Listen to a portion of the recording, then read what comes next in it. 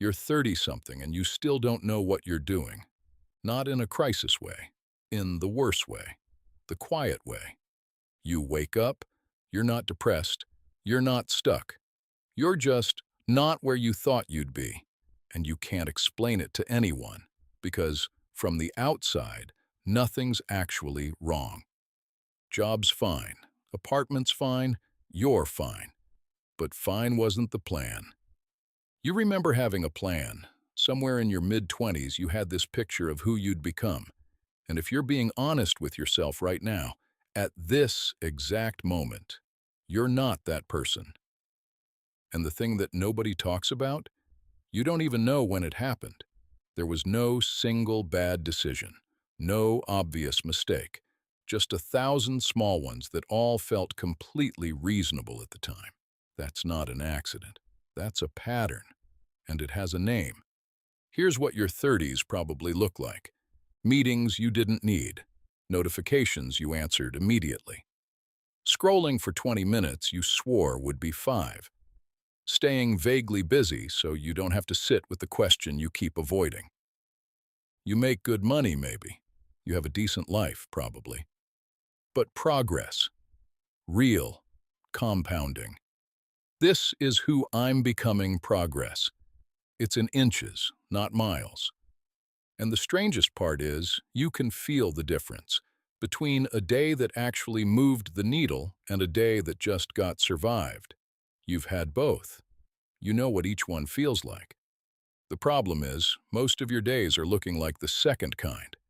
And somewhere along the way, you stopped noticing. And the worst part? The thing that's actually costing you the most, you probably don't even see it yet. You don't have a time problem. You have a priority architecture problem. What that means, the structure of your day was built by default, not by design. Every yes you said without thinking. Every habit that slipped in without permission. Every notification you never turned off. They all added up.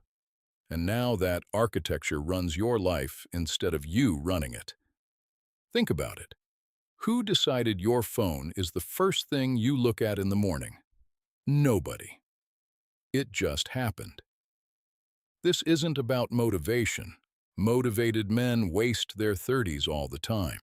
This is about the invisible blueprint of how you spend yourself, because in your 30s, how you spend your time is literally how you spend your life. I'm not saying this from a distance. I've run the same program. Productive-looking weeks that produced almost nothing real. Years that moved fast and left very little behind.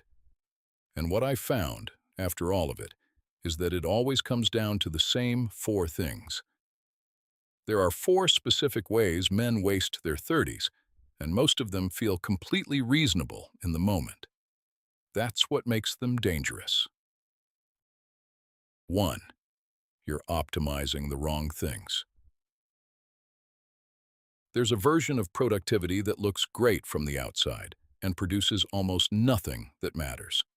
You read the books, you organize the system, you track the habits. But the actual work, the hard, uncomfortable, uncertain work that would move your life forward, it keeps getting pushed.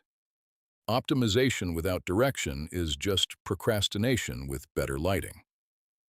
Ask yourself, what's the one thing, if you made real progress on it in the next 90 days, would actually shift the outcome?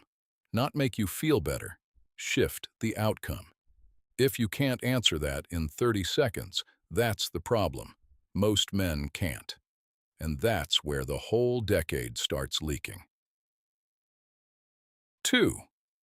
You're spending your prime energy on borrowed time. Your 30s are still high-output years. Your judgment is sharper than it's ever been. Your capacity for deep work hasn't peaked yet. And where does that energy go? Other people's urgencies. Emails at 8 a.m., requests that feel important because someone else decided they were. The first 90 minutes of your day, your sharpest window, managing other people's problems. Successful men in their 50s will tell you the same thing when you ask what they'd do differently. Protect the morning. Not because it sounds good, because it compounds. If you give your best hours to low-yield tasks, you will feel busy and stay stuck. That's not a theory. That's arithmetic. 3. You're treating optionality like a strategy. This one is subtle. You keep multiple things open, multiple paths, multiple projects, multiple versions of what you might become. It feels smart. It feels like flexibility. But here's what it actually is. It's a way of never having to find out if you're serious. You've been busy, genuinely busy. But busy with what, exactly? Because committing means being wrong. It means effort without guaranteed return. It means closing doors. And your brain, which is extremely good at protecting you from discomfort, decided that staying open is safer than finding out. The men who make the most of their 30s are not the most talented. They're the ones who picked a direction and moved, adjusted when needed, but moved. You cannot steer a parked car. And the fourth one is the one most men never even recognize as a problem. 4. You're performing progress instead of making it. This one hurts a little, so stay with it. There is a version of effort that feels like growth, but isn't. The podcast on the commute. The highlights saved to your notes app. The 3-hour deep dive into a topic you'll never actually apply. Consuming information about the life you want is not the same as building it. 20 minutes of direct work on the thing that actually matters will always beat 2 hours of adjacent consumption. The gap between men who transform their 30s and men who just get through them usually isn't talent. It's the ratio of doing to consuming. Now, I'm going to be real with you. Your 30s are not a waiting room.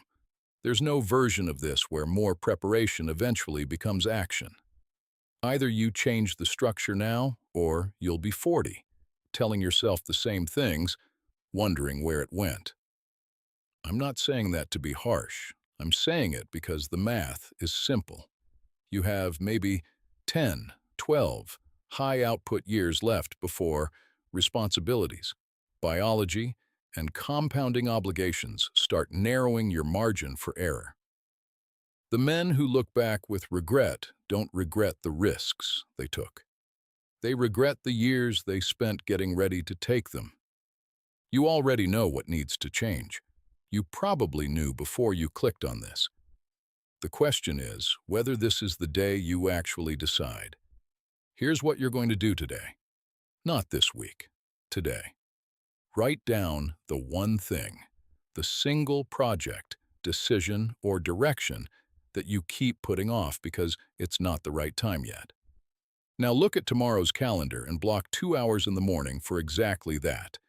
Not planning it, doing it, that's it. 2 hours, one thing, tomorrow.